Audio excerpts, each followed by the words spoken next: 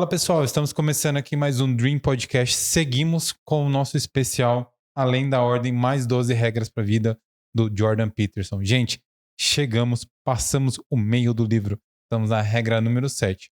E para você que não me conhece, é novo ou nova aqui, sou Bruno Loureiro, host do Dream Podcast. E seguimos aqui nosso especial com a minha convidada, mais que especial, Fabiana Pinhata. Oi, Bruno, mais uma vez a gente aqui, né? Graças a Deus. Estamos na regra 7, finalizando o livro.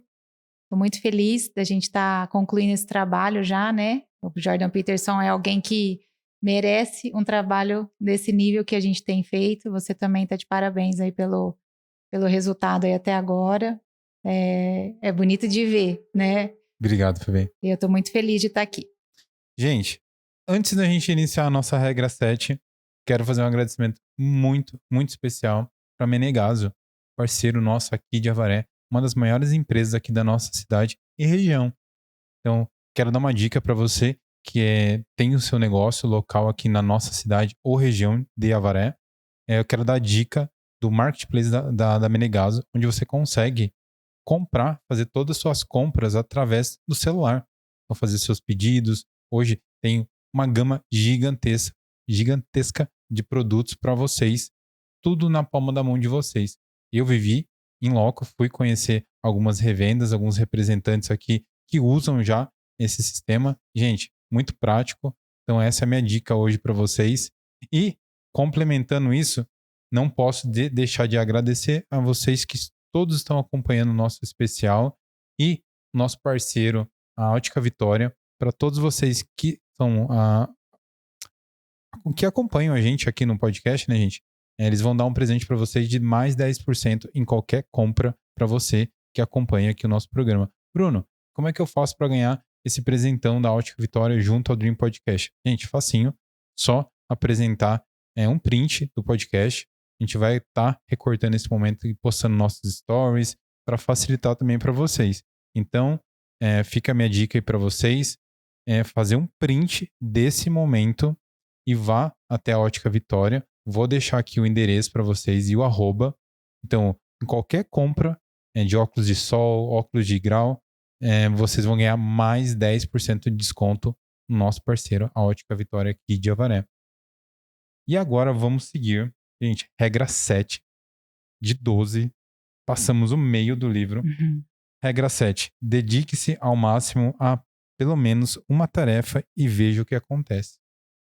É isso aí. O valor da pressão e do calor. Ele começa essa regra falando sobre como um diamante é lapidado. Ele fala que o carvão ele é submetido a uma pressão de tal forma que ele se torna um diamante. E todo esse calor, essa pressão que faz com que esses átomos, né, se reorganizem e se fundam, é um alinhamento é uma ordem que acontece ali dentro. Eles se alinham, né? E essa ordem, nessa perfeita repetição de formatos, é tão bonito, né? Quando você vê um diamante, você percebe ali que ele é todo perfeito. Gera uma joia, né? Gera uma pedra rara, uma pedra valiosíssima. Então ele faz uma colocação aqui, ele fala o que é valioso é puro e é adequadamente alinhado e para isso ele reflete a luz. Então, quando nós estamos alinhados, ele vai falar isso serve tanto para a pessoa quanto para uma pedra preciosa. Quando nós estamos organizados, os nossos átomos estão alinhados, nós estamos em perfeita repetição das coisas que devem se alinhar, a gente então reflete a luz. E é muito bonito, né, quando ele fala isso, porque ele pergunta, né, na verdade, ele dá uma deixa dizendo: ser iluminado é estar excepcionalmente desperto e consciente, é atingir um estado de ser comumente associado à divindade. Então, ele nos convida a pensar o seguinte: a luz que vem do diamante, ela é uma luz pura, né, que ela foi criada a partir de uma situação de sofrimento ali do carvão. E nós, assim, né, para nós também, quando nós conseguimos refletir a luz diante de alguma situação que nos dê pressão e calor, nós também estamos refletindo aquilo que fica próximo da divindade, que é a luz. E então ele nos convida, né, a fazer esse raciocínio de que mesmo nós sendo carvões, né, a gente não se vendo como pessoas especiais, preciosas, únicas, nós temos a capacidade de nos transformar nisso. E ele vai falar aí, agora ele desenvolve, né, Bruno, toda essa regra baseada nesse princípio.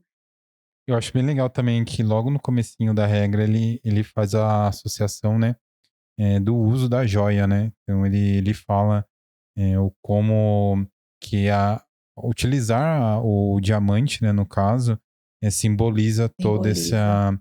esse, esse glamour, Glamour. trazendo o porquê, né, Uhum. que as pessoas usam o diamante e ele tem esse é, valor tão grande e É. agregado nele, né? Sim, e ele então ele vai dizer, né, por que que estamos sem, o que que o que que faz com que nós nos achemos essas pessoas desinteressantes, essas pessoas sem brilho, como um carvão, né? O que que chega até nós como informação, como conhecimento, que nos faz ter essa postura de alguém, de pessoas que vão morrer carvão, porque uma coisa é você ser carvão, outra coisa é você morrer carvão, né? Então ele fala, uma das coisas que acontece muito, né? Ele fala aqui na página 182, estamos sem direção, confusos e paralisados pela indecisão. Somos puxados em todas as direções pelas tentações, apesar da nossa vontade declarada. E perdemos tempo, procrastinamos e nos sentimos mal com isso, mas não mudamos. Então ele diz, olha, nós temos várias razões para acreditar que isso talvez seja até algo que veio dos antepassados, né? Ele vai discorrer sobre isso, dizendo que as pessoas antigamente elas eram associadas a quando uma pessoa tinha um mau comportamento, então lá no passado, lá eles achavam que eram espíritos que estavam diante daquelas pessoas, eles não conseguiam entender que a própria pessoa teria aquele comportamento ruim, né? Então eles atribuíam sempre alguma coisa externa. E com o tempo, né, com a psicanálise, foi mostrando que na verdade, esses espíritos, né, ele fala que esses espíritos possessivos e às vezes malignos, são conceituados como impulsos, emoções ou estados motivacionais. Então, na verdade, foi descoberto através da psiquiatria que isso não se tratava de nada externo, na verdade, era algo interno. E ele vai decorrer, né, dizendo que essa pessoa que está mal integrada, essa pessoa que ela não consegue administrar essa motivação errada dela, esses impulsos, essas emoções, e ela continua dizendo que ela não vai mudar, esse carvão, né?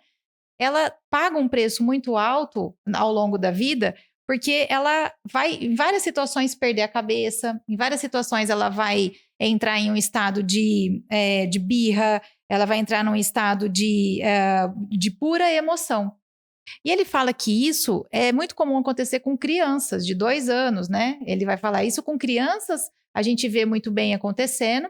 E quando a criança ela tem bons progenitores, quando ela tem bons pais, né? Bom gestor, bom pai e mãe, ou pessoas que cuidam dela, então ela é corrigida. Você corrige essa criança e até os 4 anos você tem aí uma chance dessa criança se socializar com os pais, com os amigos, com a família. A gente já falou isso em alguma regra passada. Mas com o adulto já passou de 4 anos. Então você não pode esperar que, né, isso vai acontecer com a ajuda de alguém. Muitas vezes não vai acontecer com a ajuda de alguém. E ele vai falar essa inconstância que vai te fazendo permanecer esse carvão é, é, é, muito disso é porque você não tem objetivos claros. Então ele fala aqui na 183, ó.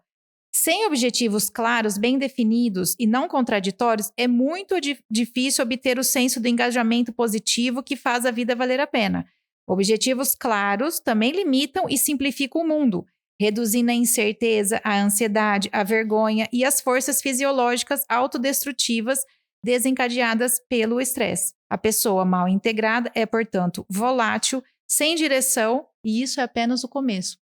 Então, aqui ele fala uma coisa, né? Objetivos claros, e ele vai falar aí a respeito de uma certa limitação do que a pessoa pode ou não fazer. Então, entra aquela história do Jordan Peterson começar a falar sobre as regras, né? Então, existe regra para você ser uma pessoa que vai virar um diamante. Você não vai virar um diamante se você não entender que existe limitações, pressão, calor que precisam te transformar.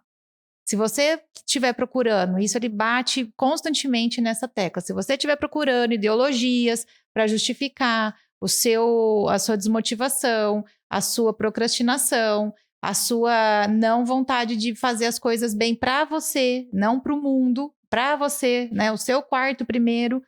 Se você continua nesse looping, você não vai sofrer nenhum tipo de transformação, porque você evita a pressão e você evita o calor, né? Eu vejo que nesse livro dele, ele traz muito a figura da família, né, dele, a Sim, esposa.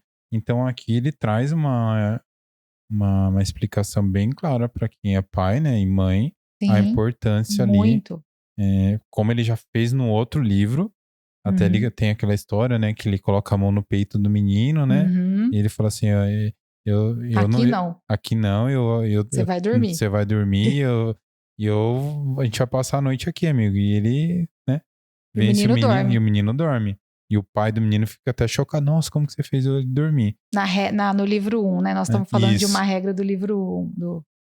E aqui a gente traz de novo ele, né, traz de novo, bem aparente, assim, a importância das pessoas se atentarem na fase inicial dos filhos, né. E para Isso, quem sofreu, é a consequência disso, que sofre por essas consequências, né, porque às vezes a pessoa tá lendo o livro e se identifica. sim. Então a pessoa também encontra respostas, né. Isso.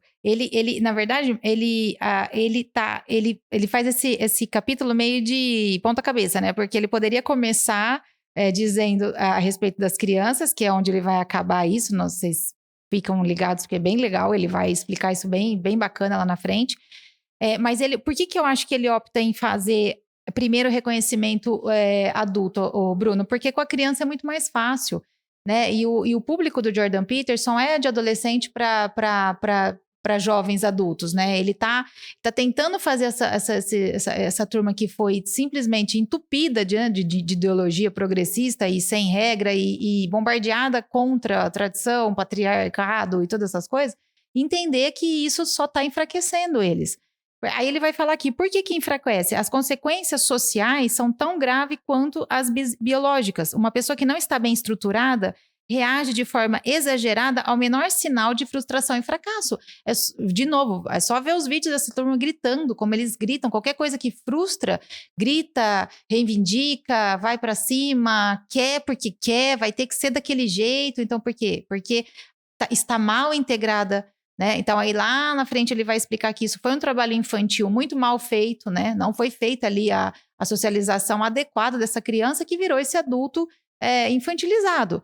Mas ok, nós temos esse adulto infantilizado agora. Então, o que ele fala? Você, que é um adulto infantilizado, para avançar com determinação, é necessário ser organizado, direcionado para algo singular e identificável. Mas como que você vai identificar e você vai mirar numa coisa se você é um adulto mimado? Né? Eu sou um adulto mimado, eu sou uma pessoa que tudo quero naquela hora e quando eu não quero, eu faço as regras para querer, né? Aquela criança que ele vai desenvolver ali na frente, que vai mudar a regra do jogo para ela poder ganhar o jogo. E que o pai e a mãe muitas vezes vão fazer de conta que não estão vendo. Então ele fala aqui, ó.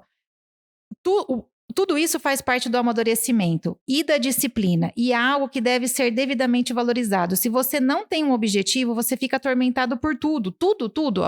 A Greta, a turma ali do Soros, a turma, todo mundo te deixa nervoso. Vai lá, coloca um pouco de pilha na situação do clima, na situação, né, de epidemias, na situação financeira, aquilo te atormenta. Por quê? Porque você não tem um alvo e aquilo não está te levando para algum lugar.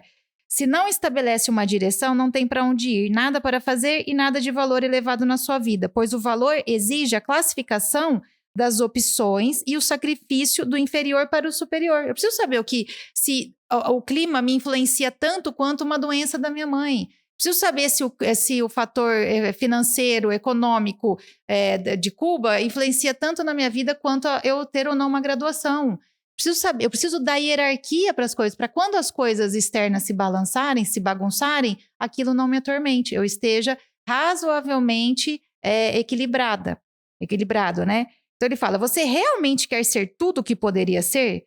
Não seria melhor ser algo específico?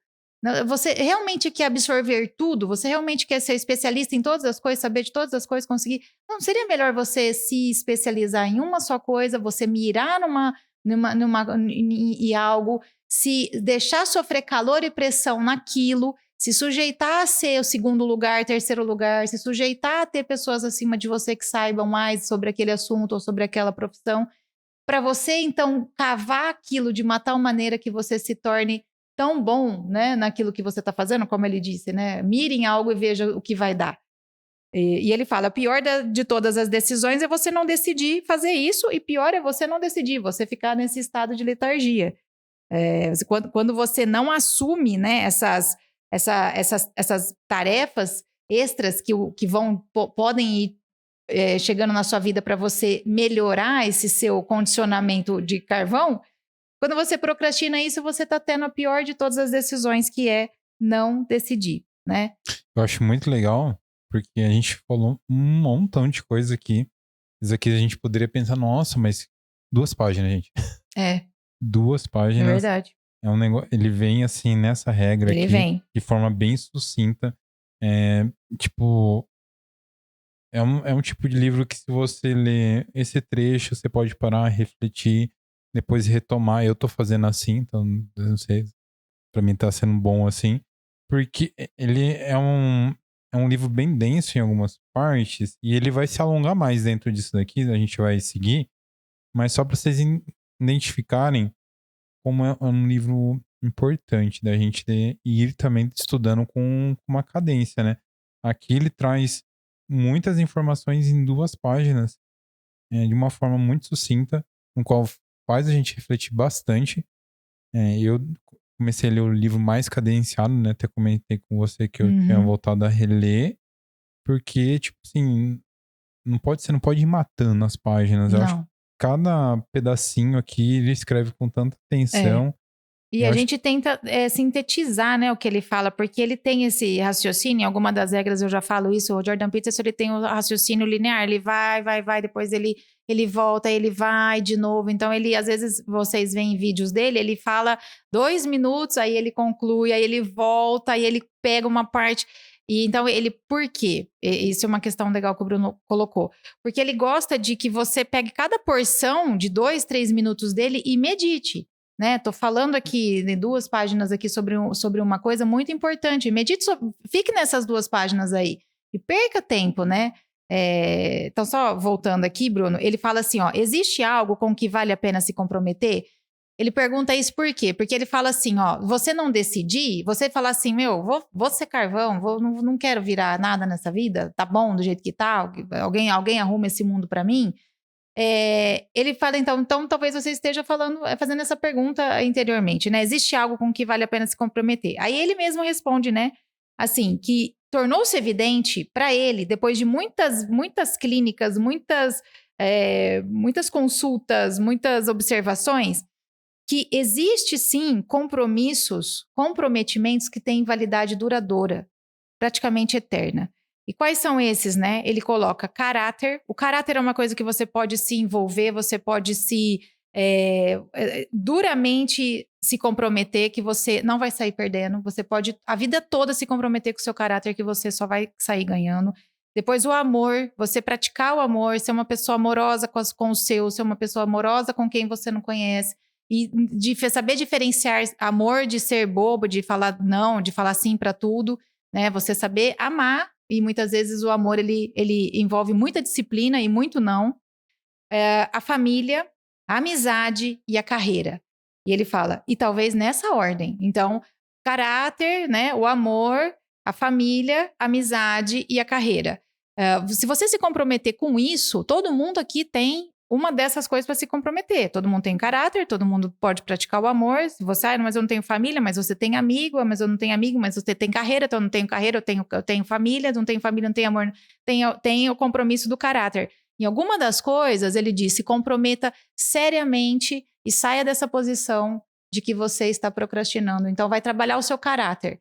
Eu sou uma pessoa que eu não dou troco, eu não dou lugar para o idoso, onde eu posso ganhar, né? Tem um negócio aí de um rapper que ele foi no restaurante lá no Coco Bambu, ele foi viu que uma torta, ela era metade do preço se falasse que era o dia do aniversário. Ele começa a cantar parabéns, fala que é aniversário da filha dele de 8 anos e começam a cantar parabéns. Tá aí pra todo mundo, acho que todo mundo deve ter visto aí e para ganhar metade, ele coloca no Instagram dele, ó, eu tô fazendo isso para ganhar metade do negócio. Então, assim, isso não é trabalhar o seu caráter. E se você olha isso, se você replica isso, você não tá trabalhando o seu caráter. O seu caráter é o dia do seu aniversário, você vai ganhar uma torta pela metade do preço. Não é o dia do seu aniversário, você vai pagar, ou senão você volta no dia do seu aniversário. Né? Então, é uma coisa que você não vai perder. O amor, eu já falei, como que a gente pratica. Família, cuidar da família. Né? Deixar de ter essa vida que muitas vezes as pessoas têm, essa vida de Instagram, essa vida falsa, essa vida que não é verdadeira, que, na verdade, traz mais mal do que bem para as pessoas, porque quando as pessoas consomem coisas que você está colocando como perfeitas, como você consegue desenrolar muito bem uma situação, só que não sabe que às vezes você tem um aparato de coisa financeira, moral, que a outra pessoa não tem, isso causa uma ansiedade horrorosa ali do outro lado, né? Então as pessoas elas estão cada vez mais ansiosas porque elas procuram um padrão para se igualar em algo que, né, a família de mentira hoje está sendo retratada. Então uma família, ela é uma família, ela tem vários problemas, né? Então se envolva com a sua família, procura, né, ter ali, ser aquela pessoa dentro da família que é o diferencial, diga para sua família como que você vê ele se comportando, né? Na regra passada ele falou, não deixa a névoa ali acontecer, né? Pontue as coisas, descubra lugares na sua família, né? Muitas vezes a gente se desloca da família porque nós mesmos deixamos nosso lugar ali. Recupere o valor na sua família, nas suas amizades, né? As amizades narcisistas, as amizades que não agregam, aquelas amizades que não torcem. Tenha coragem de se distanciar, ele já falou isso lá atrás, tenha coragem de se distanciar dessas coisas, faça... Né, se comprometa com isso, a ter poucos amigos ou muitos amigos, mas que sejam amigos verdadeiros, né? Se comprometa com a lealdade. Eu digo que amigo, ele não precisa, ele precisa ser leal, né? Aquele amigo que na hora que ele fecha com você, ele fecha e você vai então buscar isso para sua vida. A carreira, né? Você ser um bom trabalhador, você ser uma pessoa que esteja ali no horário, você ser uma pessoa que entrega o que foi pedido, que você não leve atestado falso, que você não levante coisas contra as outras pessoas sem você saber, que você não puxa o tapete de ninguém, que você não deseja a morte do seu chefe, que você não deseja que o seu colega de trabalho seja mandado embora. Isso você está trabalhando o caráter com a carreira. Então, ele está dizendo assim, olha, exatamente nessa ordem, eu já dei aqui para vocês todas as alternativas possíveis para você sair de carvão e virar diamante. Por isso que ele não aceita quando as pessoas dizem que as pessoas estão dentro de uma ideologia e que ele fala, não tá errado isso daí, né? Porque você várias coisas em você não foi trabalhada ainda, você não pode lutar por nada fora ainda. E aí ele, então, encerra, né, isso falando a respeito de como que a gente pode analisar essa nossa pergunta, né? Vale a pena se comprometer com algo? Vale. E são essas coisas aí que ele diz que ele tem certeza absoluta que são compromissos que você não vai se arrepender de se comprometer. E é legal que a regra 7, né? Opa, vou me arrumar aqui. Na regra 7, ele fala, né? Dedique-se ao máximo, pelo menos em uma tarefa. E veja o que acontece. E é aqui na página 186, né? Ele faz esse questionamento. Ele já fala para você, meu amigo. Uhum. Vou te dar aqui 5 coisas para você parar e pensar. Caráter, amor, família, amizade e carreira. Então, faça essa conexão. Você se dedicar a uma dessas coisas. Bem feito. Né? Bem feito. Veja onde você vai chegar. Veja onde você vai chegar. Então, às vezes, a pessoa reclama da carreira. Poxa, e se você se dedicar... não tem amigos. Se você se dedicar à minha família... Não só a minha família, você dentro da sua casa. Às vezes seu pai, sua mãe, um irmão, um primo. E o caráter, né? Que é a base de tudo isso. Ele fala até, né? O amor e o caráter, né? Talvez nessa ordem, né?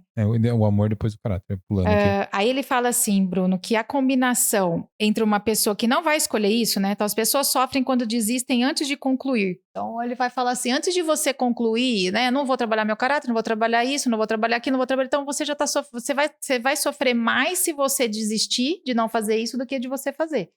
Porque ele diz assim, ó, às vezes a combinação entre a pessoa e a escolha é tão ruim que nem todo comprometimento será suficiente para produzir o fim desejado. Mas muitas vezes o fracasso é consequência de uma obstinação insuficiente. Você não tá suficientemente comprometido em buscar aquilo ali, obstinado em buscar aquilo ali. De uma racionalização elaborada. Você não está pensando, você está colocando o coração, você está colocando outras coisas ali, emoção, motivação, impulso. Não, é racional, né? Muitas vezes o foco com o compromisso. E você rejeita a responsabilidade. Nada de bom resulta disso. Não vai resultar nada de bom disso. E ele diz isso baseado... mas quem é ele, gente, para dizer isso? Mas ele é uma pessoa que tratou mais de 200, sei lá quantas mil pessoas. É uma pessoa que vive dando palestra e lotando os teatros, os lugares onde ele dá palestra, né? Eu vou estar em uma, né? Logo, logo. Ele dizendo isso, né? Tenham responsabilidades. Vocês esqueceram a responsabilidade. Vocês esqueceram que vocês foram tão envolvidos por outras questões que vocês esqueceram de dar foco numa coisa só e sair vitorioso daquilo. Vocês estão desistindo antes. Por quê? Várias coisas estão fazendo vocês desistirem, né? Principalmente o que ele vai falar agora, né? O fato de que você não precisa ser mais disciplinado. Vamos, então, enterrar a questão, né? Na regra passada a gente falou sobre... quando Nietzsche falou Deus está morto, então a gente meio que enterra a religião e os dogmas e tudo mais. Mas aqui ele fala que para você não se tornar essa pessoa solitária, isolada e infeliz, né? Você precisa ter os compromissos e os participantes de sacrifícios. Coloca na sua cabeça que para você ser um diamante, você vai precisar ter o compromisso e o sacrifício andando junto. Então ele fala, dito isso, né? Dito você, então, entendendo que você precisa ter esse amadurecimento quase que insuportável pela vida, essa coisa que é um fardo mesmo que você vai ter que muitas vezes carregar. Dito isso, onde que isso vai te levar? A ser uma pessoa disciplinada e ter unidade. Então, o resultado disso é uma pessoa equilibrada, disciplinada, com unidade. O que é uma unidade? É a questão ali que ele explicou do carvão e dos átomos, né? Eles se formando ali, virando aquela coisa ali tão, tão bonita. Então, é a coerência, é você andar de acordo com o que você diz, né? O que você fala, eu faço. O que eu faço, eu cobro, né? Na mesma proporção de quem também está comigo. Então, você começa a alinhar aquilo e aquilo começa a refletir luz. Porque não tem outra coisa para vir disso, né? Então, aí eu pergunto para essas pessoas, né? Muitas pessoas que estão desalinhadas, que estão aí, né? Querendo que as pessoas resolvam. Reflete luz, você vê você se vê uma unidade, você se vê uma pessoa coesa, uma pessoa centrada, uma pessoa que tem coerência, ou uma pessoa que reflete uma coisa quase divina. É muito difícil, porque na maioria das vezes há essa parte de ser atordoado, literalmente de ser perturbado por muitas questões externas que vão deixando essa pessoa cada vez mais ansiosa, solitária, isolada, infeliz. Então ele vai falar que a melhor maneira é você começar isso com as crianças, né? Você deixar a disciplina fazer parte da vida da criança. Então ele fala, uma criança que é bem treinada e o processo de integração começa pelos pais, ela vai se tornar uma máquina social muito maior se você disciplinar essa criança. E eu vou dizer, muitas vezes vocês acham que a disciplina positiva, ela vai ser boa, mas ela muitas vezes não vai ser boa, porque a criança, às vezes, através da disciplina positiva, ela pode confundir as regras do jogo que vai ser para sempre. Então, não vai ser para sempre que ela vai ter a mesma tolerância que ela tem quando ela aprende de criança. E aí, quando ela cresce e ela não encontra a mesma tolerância, ela vai chamar as pessoas de intolerantes, de impregnantes, disso, daquilo. Por quê? Foi ensinado a ele fala, não ensine a criança, não ache que se você disciplinar a criança... Ele fala uma frase que eu quero ler porque as palavras dele são muito boas. Na 190 ele fala, importante ressaltar que isso não é repressão. Isso o quê? A disciplina. Não é repressão. Esse ponto deve ficar muito claro, pois as pessoas acreditam que aquilo que a disciplina imposta pela escolha nos impede de fazer, de alguma forma se perderá para sempre. Não vai acontecer. Se você disciplinar a criança porque ela não pode pintar a parede do restaurante na hora que ela quer, você não vai estar tolindo um futuro Rembrandt, um futuro Van Gogh. Não, não vai. Pelo contrário, ele vai pintar no lugar certo. Você vai dar a tela para ele pintar e aí sim você vai poder fazê-lo virar um grande artista, um belíssimo Van Gogh. Porque ele pintando nas paredes, ele não vai desenvolver a técnica que ele precisa para ser tão reconhecido. E aí ele fala aqui, ó, a disciplina adequada organiza ao invés de destruir.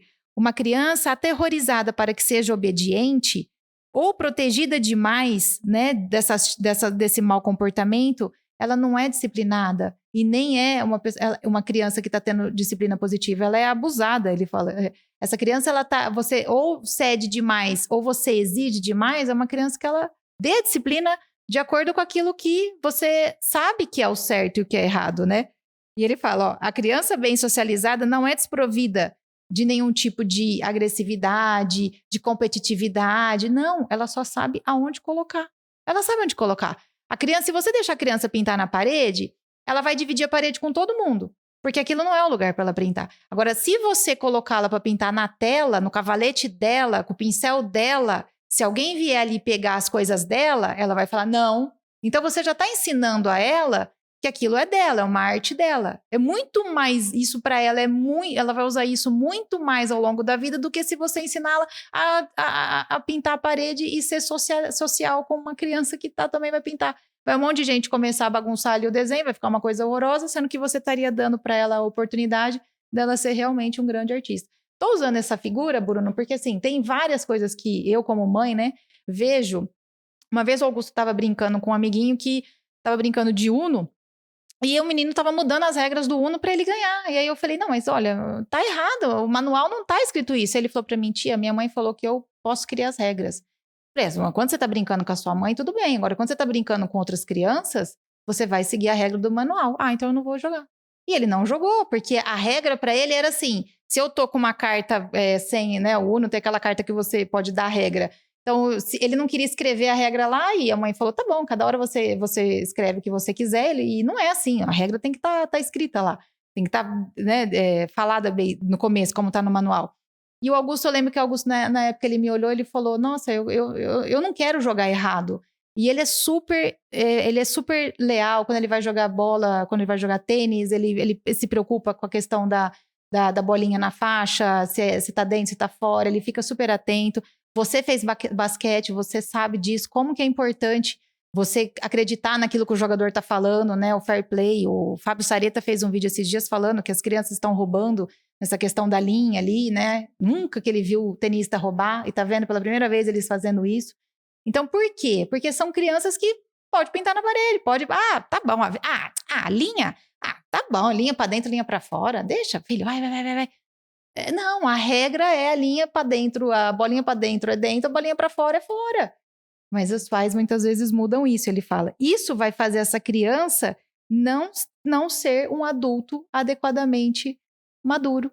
E é importante enfatizar que a gente já falou anteriormente, já traz essa reflexão para as pessoas que conviveram situações e viveram situações assim.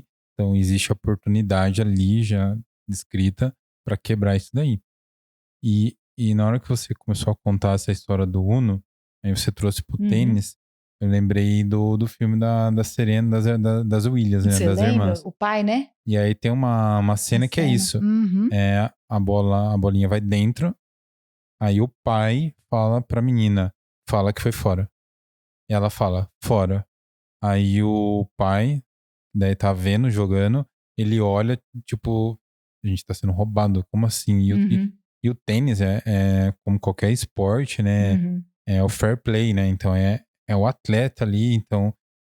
E aí fica toda aquela situação, a família e a menina vai lá e ganha, ela fica com um sentimento, tipo, nossa, mas o que aconteceu? Porque elas eram crianças, né? E o pai, né? Daí a hora que a menina perde pra Vênus, ele levanta e não olha pra trás.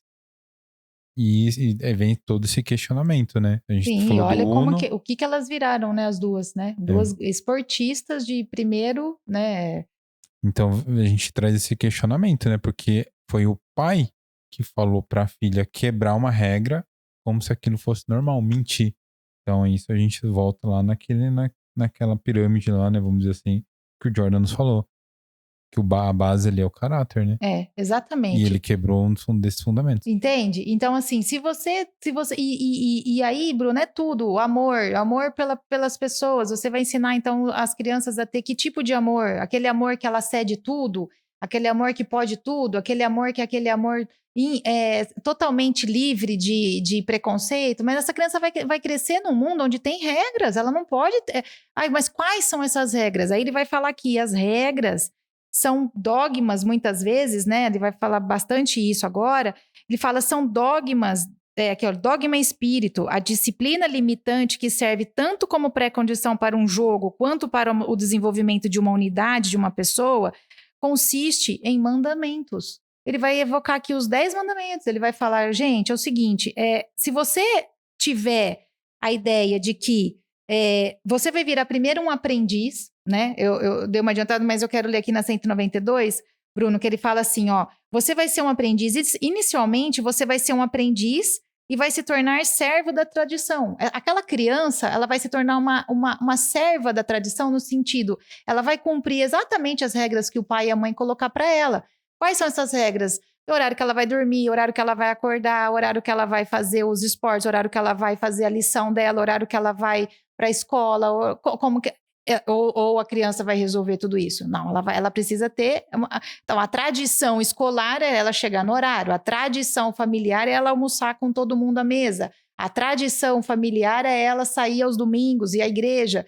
Que seja, quais são as tradições, ela vai ser serva disso, ela é uma aprendiz serva.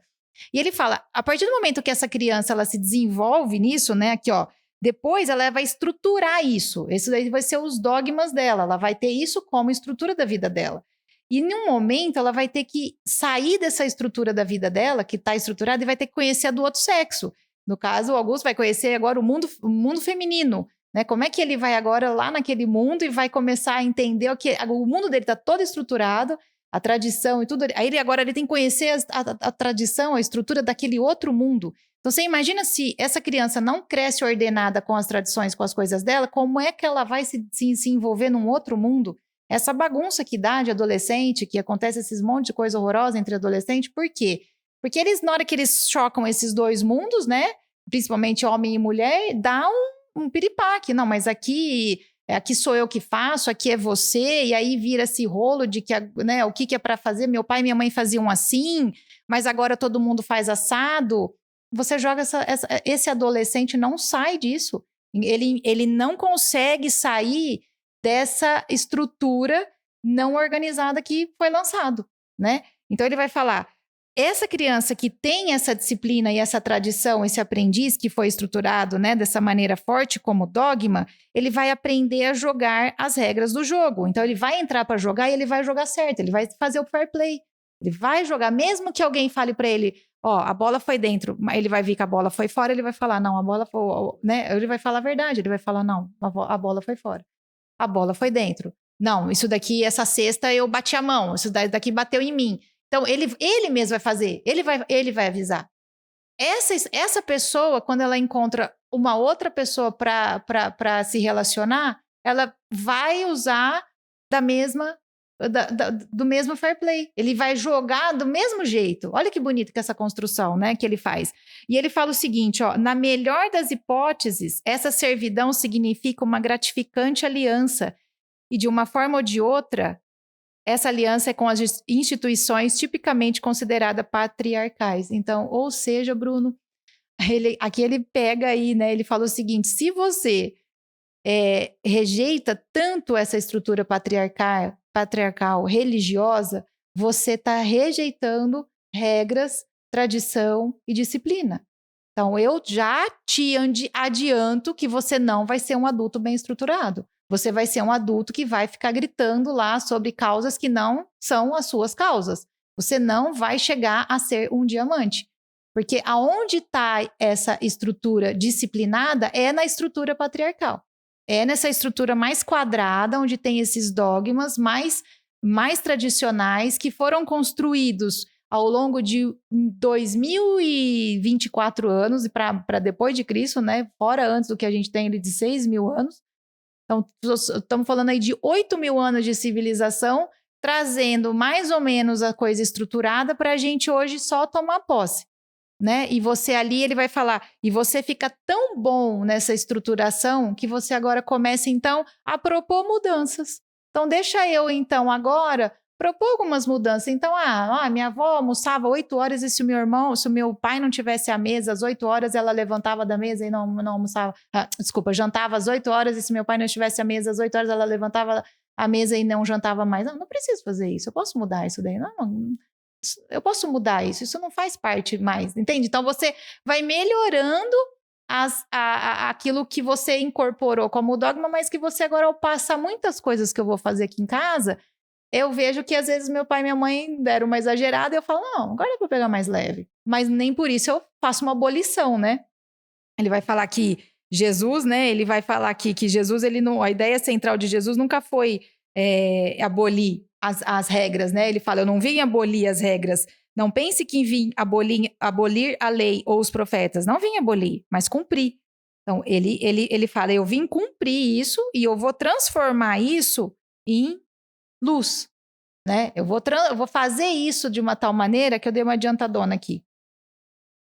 Ele vai agora falar sobre os 10 mandamentos, que eu acho que a gente pode só pincelar aqui a maneira como ele estrutura esses dogmas, e aí ele já encerra, Bruno. Antes da gente entrar nessa parte dos mandamentos, eu acho muito importante, né, também enfatizar, né, que foi até legal que você comentou no final da sua linha de raciocínio, que hoje muitas frentes de grupos, né, vamos dizer assim, eles procuram trazer novas visões sobre vários pontos. Isso. Então, e como ele enfatiza que trazer uma nova visão não é errado, como ele fala que as regras foram melhoradas, né? Foram também construídas a partir de uma pessoa que quebrou aquela regra. Ótimo. Só que é importante a gente enfatizar que não há a desvalorização do que foi feito e também a dissimulação, né? Eu acho que é uma coisa que existe um paralelo que às vezes fica nebuloso com ar de revolucionário, um novo movimento, onde que aquilo que é, vamos dizer assim, entre aspas, tradicional não serve e aquilo é quadrado, então hoje não é mais assim, só que também não existe uma análise real antes do porquê que aquilo pode ser revolucionado e se aquilo realmente é uma evolução ou só uma desestruturação. Então eu acho que antes da pessoa assumir qualquer posição sobre algo, tem que haver um estudo. Que eu acho que é o grande problema quando a gente vê sobre polarização sobre alguns assuntos. Sim. Porque se você vai se posturar sobre um assunto, beleza, por quê? Da onde que veio essa informação? E existe alguns grandes movimentos que não tem essa base do porquê e para onde. Não, a gente só quer entrar agora do ismo sobre isso e porque aquilo entra na mesma história do flip chart lá. Então, é muito importante ressaltar isso, né? Que nós trazemos uma nova visão para nossa casa, para o nosso hábito, não é errado. Não, com certeza. Só que tem uma vírgula entre isso. Entre como que isso vai ser feito. Para isso também não entrar no quê? Num movimento de... ele fala que de ideologia, de isso, de aquilo. Então essa pessoa que representa porque eu senti isso. Mas a pessoa nem às vezes tem a resposta dela para ela mesma. Exatamente. Nem estruturou aqui o caráter, a família, o amor, a amizade, a carreira. E ele fala, Bruno, exatamente isso que você falou aí, ó. Ele fala aqui, ó, que você falou, né? Essa pessoa, ela pode, o mestre pode se permitir seguir suas intuições, pois o conhecimento obtido pela disciplina adquirida o habilitará a criticar as próprias ideias e avaliar o verdadeiro valor. Então, o que é esse mestre? O mestre é o produto legítimo desse aprendizado disciplinado. Então, você vem desse aprendizado disciplinado, você vai virar um mestre naquilo. E depois que você virou o mestre, você já serve os dogmas de outra maneira. Você já não vai servir aquilo com uma certa servidão. Você já vai, então, através da sua intuição, você vai mudando, trazendo coisas para a sua vida, para a sua família, para os seus amigos, que você está colocando a sua personalidade ali, né? O seu jeito. Você não está mais aderindo cegamente às regras. Mas aí ele fala assim, ó, que uma sociedade, ela se estrutura definitivamente quando ela tem um conjunto de regras onde todo mundo entende aquilo e segue aquilo de uma maneira para dar certo. Ele fala, as pessoas não seguem aquilo para dar errado. No caso aqui dos 10 mandamentos, quando a gente olha os 10 mandamentos, a gente não é uma questão assim, para que seguir? Por que não fazer? Por que não matar? Por que não honrar seu pai e sua mãe? Por que não cometer adultério? Por que não fazer isso? Por que não ser uma pessoa que faz a coisa correta nesse sentido? Então ele vai falar aqui a respeito dessa comunicação dos 10 mandamentos, que todas as constituições, né, são feitas a partir dessa estrutura judaico-cristã, principalmente no Ocidente. Ele vai falar que quem fez isso foi o cristianismo aqui no Ocidente. Poderia ter sido o budismo, poderia ter sido o hinduísmo, mas foi o cristianismo, essa estrutura judaico-cristã, que veio para o Ocidente e estruturou civilizações tribais. Nós estamos falando de tribos que existiam antes. Nós não estamos só falando de Brasil, nós estamos falando de antes disso, eram tribos, eram pessoas que cada um tinha sua regra, cada um fazia do seu jeito, cada um levava, né, tinha sua... Hoje você vê, ainda tem algumas tribos indígenas que eles praticam coisas que a gente fala, meu Deus, né? Então imagina isso espalhado por todo mundo. O cristianismo vem e ele coloca... o judaísmo antes, né, vem e coloca ali a lei servindo ao homem de uma maneira restritiva, né, toda ali, a Torá fala várias coisas, o Islã tem ali o Corão deles todo restrito também, então ele coloca dogmas e coloca regras para aquilo ficar civilizado, todo mundo ouve aquilo e fala, eu sei o que é não matar, eu sei o que é não adulterar, eu sei o que é honrar pai e mãe. E a pessoa faz aquilo, ela reflete bem aquilo nela, aquilo gera luz, porque é isso. Se isso veio de Deus, isso vai ser luz. Deus é luz. Todo mundo aqui, ninguém duvida disso. Então, não terás outros deuses diante de mim. Aí ele fala, o primeiro fala da necessidade de almejar a unidade mais elevada possível com Deus. Então, é você ter realmente uma ligação forte com ele. Quando ele fala, não terás outros deuses, ele não está dizendo para você assim, não vai ter outro Deus porque eu não quero. Está falando, se você tiver... nós vamos quebrar essa ligação aqui. Não tem outros deuses, só comigo. Só eu e você, né? Não farás para ti nenhuma imagem esculpida. O segundo, do perigo de adorar falsos ídolos, confundindo a representação, a imagem, com o inefável que ele supostamente representa. Então ele já está falando de ídolo no sentido de que você às vezes joga tudo aquilo numa pessoa, né? Numa imagem esculpida, no sentido de você esculpir, não necessariamente de ser uma coisa esculpida, né? Isso é um problema sério entre evangélicos e católicos. Não, é errado isso de que quando o evangélico faz alguma coisa contra as imagens dos católicos, porque muitos católicos não estão adorando aquela imagem, eles estão ali diante daquela imagem, mas não é em cima daquilo. E não é disso que Deus está falando. Naquela época não existia. Ele está dizendo o seguinte, quando você coloca toda a sua expectativa em cima de uma imagem, algo que muitas vezes não é real. Você esculpe aquilo, você coloca aquilo como se aquilo fosse um baluarte ali. E não é. Às vezes aquilo não é. Então não faça isso para você, né? Não tenha isso como padrão ali da civilização. Não tomarás o nome do Senhor teu Deus em vão, significa que é errado reivindicar a inspiração moral de Deus ao mesmo tempo que comete atos pecaminosos. Então, né, eu costumo falar isso muito, é aquela pessoa que está traindo o marido e fala que ama, né, tá traindo em nome do amor, e aí pede para Deus abençoar, meu Deus abençoa esse meu relacionamento e tal. Não dá, é tomar o nome do Senhor Deus em vão. Então, isso, quando você coloca isso como normalidade dentro de uma sociedade, a sociedade vai rejeitar isso e vai achar com certeza que é um adulto infantilizado que está agindo nessa situação, né? Diante de um ocidente todo trabalhado dentro da estrutura judaico-cristã. Lembre-se do dia do Sabá para mantê-lo santo. Ele fala que isso é porque você tem que reservar um tempo com certa regularidade para você ter um contato com Deus, né? O Shabbat ali, o sábado, né? Para você ter um dia. Tem um dia para ter comigo. Então ele falou lá, tem o sábado. Depois Jesus falou, né? O pessoal, ele começou a curar as pessoas o sábado. Ele falou, você cura o sábado? Ele falou, não, cura o sábado, cura o domingo. Não estamos falando mais de dias. Naquela época era importante colocar os sábados antes dele. Depois dele ele falou, não, toca a vida. Tenha um dia comigo. Tenha um dia, eu e você. Honra teu pai e tua mãe para que te prolongue os dias da sua vida, né? Esse mandamento tem promessa.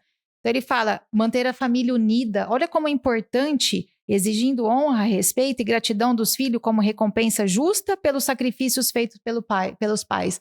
Ele coloca a família nas tábuas ali. Olha como que para Deus é importante a família, a união da família, né? Honra teu pai e tua mãe. Ensina a honra a teus filhos. Ensina seus filhos a te tratar como pai e mãe, não como amigos, né? O Léo Freiman fala isso em quase todos os vídeos dele. Né? Não queira ser amigo dos seus filhos no sentido de amizade. Seja amigo dos seus filhos para ele contar com você como ele poderia contar com um amigo guerreiro, forte. Mas ele tem que saber a subordinação. A honra vem de subordinação. Não tem jeito. Você não vai honrar uma pessoa abaixo de você, não tem como. Você vai honrar sempre alguém que você considera que merece aquela honraria. Ensina os filhos a fazer isso, para que prolongue os dias da vida dele. Então, quer dizer, olha lá, né? Tem ali a questão da disciplina, a criança que sabe honrar pai e mãe, a gente vê coisas horrorosas que adolescentes fazem com os pais, às vezes. Eu vejo, meu Deus do céu, eu estava no hotel esses tempos atrás, aí, o dia que, quando a gente levou o Guto lá na academia do Nadal, nós ficamos ali em Santa Catarina, num hotel. Meu Deus, tinha um menino que ele falava com o pai dele, com a mãe dele, o pai e a mãe na piscina, e eles falando para ele sair. Ele falava tantas coisas para os pais, tantas coisas que não era para ele falar, que eu cheguei a olhar para o menino porque eu falei, esse menino deve ter algum problema. Eu achei que ele fosse, sei lá, uma criança que tivesse algum espectro, alguma coisa, porque eu falei, não pode ser. E não era, não. O menino estava inteiro lá, shortinho, todo... Ele estava realmente agredindo os pais. Então, isso é uma coisa que quando a gente olha, a gente fala, isso não é legal. Você entende por que ele está colocando isso? E ele está mostrando para nós como que a estrutura de dogmas faz você ser uma pessoa normal. E não quem está fazendo isso. O menino devia estar achando que ele estava abafando, né? Batendo boca com o pai e com a mãe. Mas quem ali estava estruturado, quem é pessoa madura, ele está olhando para aqui e está falando, que horror. O sexto, não assassinarás. Ele fala, evita o assassinato, obviamente, mas ao fazê-lo, né, ao dizer para a gente não fazer, também protege a comunidade de mergulhar em uma batalha constante. Então, gente, não se matem. Literalmente não se matem, né? Se vocês se desentenderem, se vocês não se matem. É ruim, né? Falar para não se matar. Não cometerás adultério. Mais uma vez, né? Ele coloca a sacralidade do voto matrimonial baseado na suposição de que a estabilidade e o valor da família são de suma importância. 2 vezes, então, a família aqui, né? 2 vezes, em 10 mandamentos, 20% é família, né? Olha, não vai fazer nada contra o seu esposo, contra o seu marido, contra a sua esposa. Não faça, não faça. Não furtarás, ele fala, esse eu acho muito legal, ele falou, não furtarás, permite que as pessoas honestas e trabalhadoras colham os benefícios de seus esforços sem medo de que o que produziram lhe seja tirado de forma arbitrária.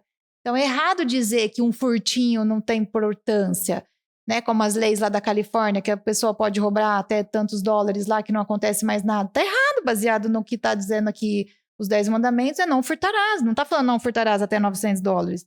E ele está falando, ele tá dizendo isso para proteger exatamente a pessoa que está saindo para trabalhar e fazer a coisa.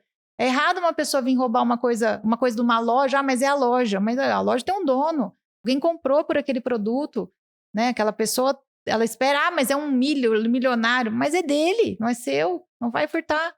A estrutura de ideologia começa daí. Mas ali tem mais dinheiro. Mas ali tem mais branco. Mas ali... Não, mas tá errado. O princípio é não furtar. Então não furte. Não pode ser qualquer coisa.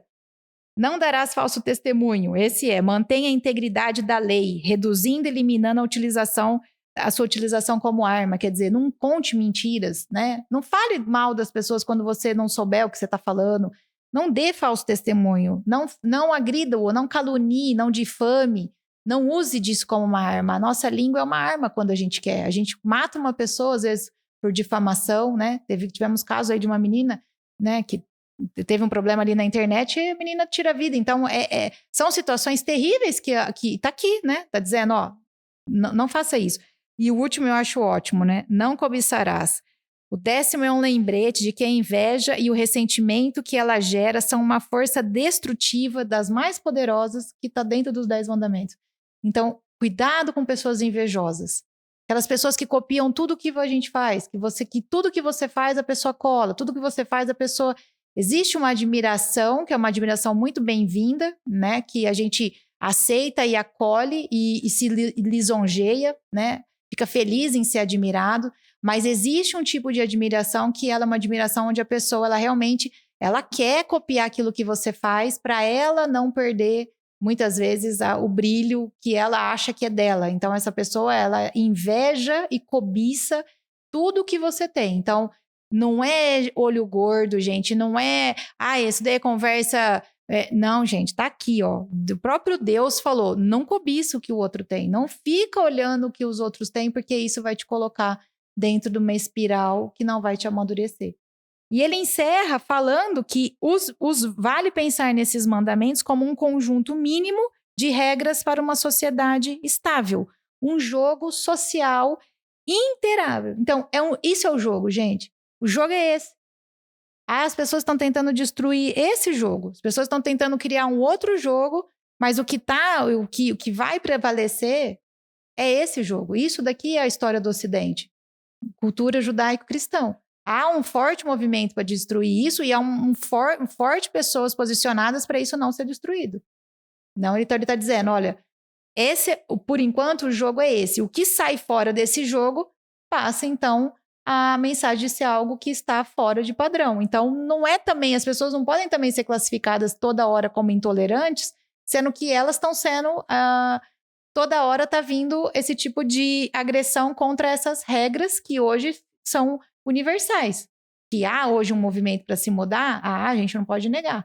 Mas a gente precisa ter cuidado para que ela não vire um outro conjunto de regras, que ele está falando aqui, que volte para trás, né? E que faça a gente, na verdade, ter ali um caso de voltar a situações tribais, que a gente está voltando. Hoje a gente tem grupos de tudo, então nós estamos quebrando uma regra que nos uniu, como civilização, como sociedade, nós estamos destruindo isso e voltando a ser tribos. Cada um pensando e agindo do seu jeito. Isso não pode ser. Bom, nós chegamos a uma fase onde a gente chegou a uma fase de diamante, de pedra preciosa, e estamos voltando, ficamos ali parados, estacionando, e estamos criando uma geração de carvão. E é isso, Bruna. Ele finaliza, né, falando que a gente tem essa razão de aprendizado para virar uma obra-prima. Ele encerra falando, se trabalhar o máximo que puder em uma coisa, você mudará. Também começará a se tornar algo único, em vez da multiplicidade vociferante que era antes. Esse algo único, se desenvolvido de forma adequada, não é apenas uma entidade disciplinada, formada por meio de sacrifício, compromisso, concentração, mas é aquela que cria, destrói, transforma a própria disciplina, a própria civilização, ao expressar sua unidade de personalidade e sociedade. É a própria palavra da verdade cuja função toda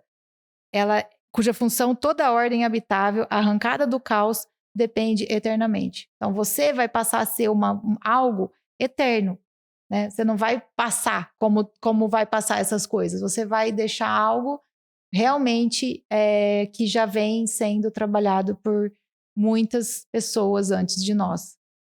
Eu acho muito legal a gente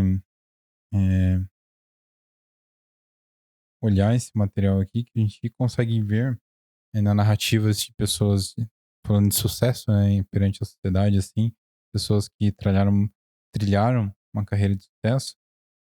A gente consegue ler nas biografias de forma bem, bem claras muito desses pontos aqui, né? Então, pode enumerar diversas pessoas e a gente começa a perceber que seguiram esses passos, né? Seguiram esses passos. Então, para você, Eu né? tive a mesma sensação. Então eu sinto isso, sabe? Essa parte aqui, a regra 7 é muito legal. A gente é uma reflexão tanto para nós nesse momento, como para nós no momento que formos família, né? No caso, a pessoa que está formando aquela família, para a pessoa que está se reencontrando. Uhum. Então, esse capítulo aqui ele traz muitas reflexões e até revive, né? Uhum. Alguns momentos desse livro, como o do outro, Sim. de uma forma mais incisiva. Aqui ele fala da Bíblia, coisa que ele não lembro dele ter feito no Não. outro livro. Sim. Tão En- abertamente não, né? Então aqui eu acho legal assim, porque ele tem um posicionamento mais forte que no primeiro livro. Então ele vem aqui com um peso maior também nas palavras. Eu acho que essa regra aqui, assim, a pessoa reler várias vezes e conseguir implantar o que ele fala nessa regra aqui, transforma a vida de qualquer um. Eu também acho. Eu tive exatamente a mesma. Eu falei, cara, isso daí é coisa ali, né? Eu tenho a minha sessão ali das biografias. Eu falei, eu tenho certeza que é isso daí que quase todos eles fizeram, né? Ali o diário de Anne Frank, né? Imagina aquela menina presa ali no sótão na Segunda Guerra, que é toda aquela situação. Da onde você tirou? Da onde você tira, né? Tudo aquilo para você se transformar nessa pessoa forte. Praticar algumas coisas, né? E é isso que você falou. Algumas pessoas fizeram isso, a gente reconhece isso, a gente que lê, que estuda, né? Você falou isso anteriormente. Debater sobre assuntos que conhece. Você percebe claramente, fizeram isso. Não mataram, né? Estruturaram a vida em cima de algo que tem peso. E quem mandou fazer isso foi Deus. Então, me desculpem, assim, pode ter a pessoa mais inteligente do mundo coordenando qualquer coisa, né? Que hoje a gente tem gente inteligentíssimas, Mark Zuckerberg, todos eles ali, Bill Gates, todo, né? Gente, não, ainda não. Se eles estão falando para fazer uma coisa que está fora dessa estrutura tão séria que é a estrutura judaica cristã, eu não vou fazer. Não vou fazer e na minha casa não vai ser feito. Eles estão estruturando uma outra sociedade, como você disse. Há essa possibilidade de estruturar essa outra sociedade? Há a possibilidade dessas pessoas criarem essa estrutura baseada naquilo que eles viram que estava exagerado ali nas outras regras? Claro. Só que se essa estrutura fugir daquilo que eu vejo como a disciplina organizadora dessa unidade de átomos que vai me transformar num diamante, com pressão e calor, eu não vou fazer. Mesmo que todo mundo faça, eu não vou fazer. E eu aqui em casa, eu, Augusto e o Leslie, isso daí é fechado aqui em casa, isso daí é uma coisa que nós não vamos fazer. Gente, hoje nós conversamos sobre a regra número 7. Dedique-se ao máximo a pelo menos em uma tarefa e veja o que acontece. No nosso próximo programa, a gente vai falar sobre a regra 8. Tente deixar um cômodo da sua casa o mais bonito possível. E daí ele já abre aqui falando assim: arrumar seu quarto não é o suficiente. Gente, a gente vai seguir com o nosso especial. Vejo vocês no nosso próximo podcast. Lembrando que todos os episódios estão na nossa playlist no YouTube, em nosso perfil no Instagram. A gente posta os highlights, momentos. Então, para você que quer ver mais dos outros programas, quer ver, às vezes você está passando ali, quer ver o que já aconteceu no Dream Podcast, escolher um programa que faz mais sentido para você assistir naquele momento ou ouvir no Spotify. Lá no Instagram tem esses momentos, que é Dream PDC. Para você que gosta de assistir no YouTube, na sua casa de domingo ou aí pelo celular, mas gosta de ver o podcast, tem nosso canal no YouTube, é Dream Podcast no YouTube. Lá tem as playlists com o nosso outro especial, desse especial e várias playlists lá como sobre empreendedorismo, fé. Então fica a minha dica para vocês. No Spotify também tem o vídeo. Então, Bruno, só gosto de ouvir, mas hoje tem essa opção também no Spotify. Também quero convidar vocês para quem quiser conhecer um pouco do meu trabalho e seguir o meu perfil, é o Bruno Loureiro. Para você que quer produzir um podcast também, tanto para você, Bruno, quero fazer um podcast, quero falar sobre um livro, A gente também produz. Vou deixar aqui o Instagram da Cena BR. E para você que tem uma empresa, quer produzir fotos, vídeos, fazer uma arte legal, uns carrosséis, fazer um conteúdo com objetivo, com intencionalidade e fazer algo que realmente dá resultado no seu trabalho, na sua empresa, vou deixar a dica aqui para vocês, a Cena BR. Além de podcasts, a Cena BR trabalha com esse material de foto, vídeo, criação, estratégica, tudo voltado para sua empresa ter resultados nas redes sociais e vocês conseguindo se posicionar de uma forma que faz sentido e com alinhamento com o propósito da sua empresa. Gente, vejo vocês no próximo podcast e obrigado a todos vocês que nos assistiram até o finalzinho. Valeu!